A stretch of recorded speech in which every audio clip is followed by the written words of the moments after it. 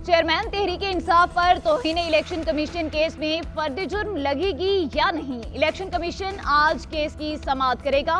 Chairman PTI के खिलाफ फर्द जुर्म की कार्रवाई अमल में लाई जाएगी। असद उमर और फवाद चौधरी को भी आज जाती हैसियत में तलब कर लिया गया।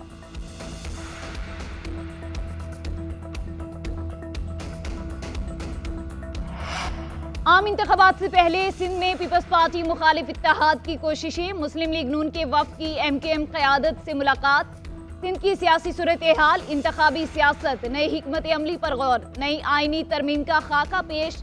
मीडिया से गुफ्तगू में साद रफीक ने कहा, हमारा इत्तेहाद सिंध के मफादात का तहफ़्फ़ुज़ करेगा, हमारा इत्तेहाद चलेगा नहीं बल्कि दौड़ेगा। ये ना हो सिंध में वोट किसी को पड़े, पर्ची किसी और की निकले, इस अमल को रोकना होगा। खालिद मकबूल सिद्दीकी बोले, पाकिस्तान के आइन को बेहतर करके अवाम दोस्त बनाना होगा, हुक्मरान दोस्त आइन अब मजीद नहीं चल सकता। उधर साद रफीक, अय्याज सादिक, बशीर मेमन की जेयूपी के सरबराह शाह अवैस नूरानी से मुलाकात। ख्वाजा साद रफीक ने कहा, हम इलेक्शन लड़ने आए हैं, कोई जंग लड़ने नहीं, हमारी कोशिश है सिंध की सतह पर एडजस्टमेंट होनी चाहिए।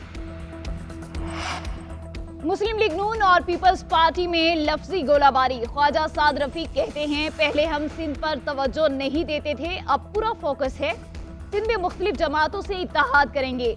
हमारे दोस्तों को अगर एंटी नून लीग वोट चाहिए तो उन्हें हमारे खिलाफ कुछ तो बोलना पड़ेगा। पीपल्स पार्टी वाले समझते हैं अगला वज़ीर आज़म नवाज शरीफ है, तो उनका शुक्रिया।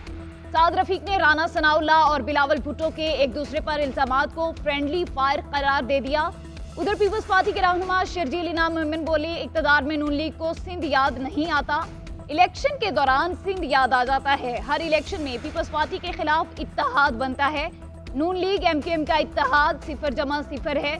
नून लीग हमेशा धांधली से इक़्तिदार में आई, अगले वज़ीर आज़म का डोमिसाइल सिंध से होगा।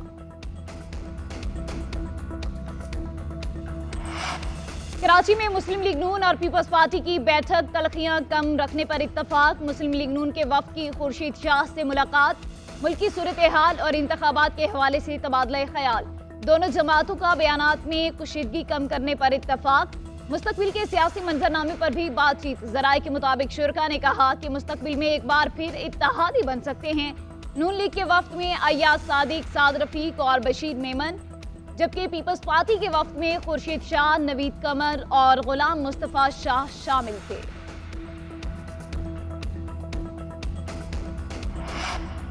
आइंदा आम इंतखाबात में एमकेएम अपनी छीनी हुई नशिस्तें वापस लेगी, इलेक्शन में तमाम रिकॉर्ड तोड़ देंगे। एमकेएम रहनुमा फारूक सत्तार का लांढी कराची में कारकुनों से खिताब, बोले, एमकेएम कराची से कौमी असम्बली की तमाम 22 नशिस्तें जीतेगी।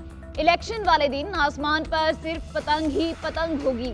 मुस्तफ़ा कमाल ने कहा, एक वज़ीर आज़म, 4 वज़राए आला सारे वसाइल और इख्तियारात पर कब्जा किए बैठे हैं, हम वसाइल और इख्तियारात आवाम तक पहुँचाएंगे। पुलिस यूसी नाजिम के मातहत होनी चाहिए।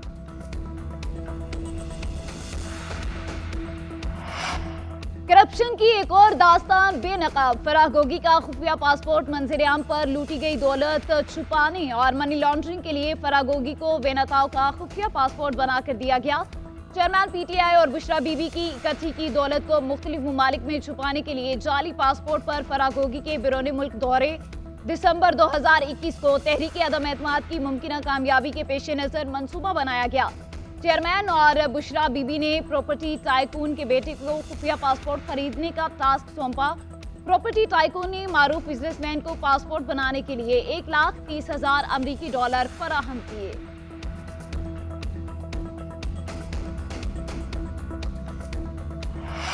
और वर्ल्ड कप में भारत नाकाबिल शिकस्त, पूल मैचों में मुसलसल नवीं फतह। आखिरी पूल मैच में नीदरलैंड्स को 160 रन से शिकस्त दे दी। 411 रन के हदफ के ताकुब में डिश टीम 250 रन पर ढेर। तेजा ने 54 रन बनाए, भारत ने 4 विकेटों पर 410 रन बनाए।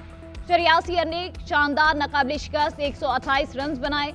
राहुल 102 रन बनाकर आउट। वर्ल्ड कप पोल मैचों का मरहला खत्म। सेमीफाइनल में 15 नवंबर को भारत का मुकाबला न्यूजीलैंड से होगा। दूसरे सेमीफाइनल में ऑस्ट्रेलिया और जनूबी अफ्रीका 16 नवंबर को टकराएंगे। फाइनल 19 नवंबर को खेला जाएगा।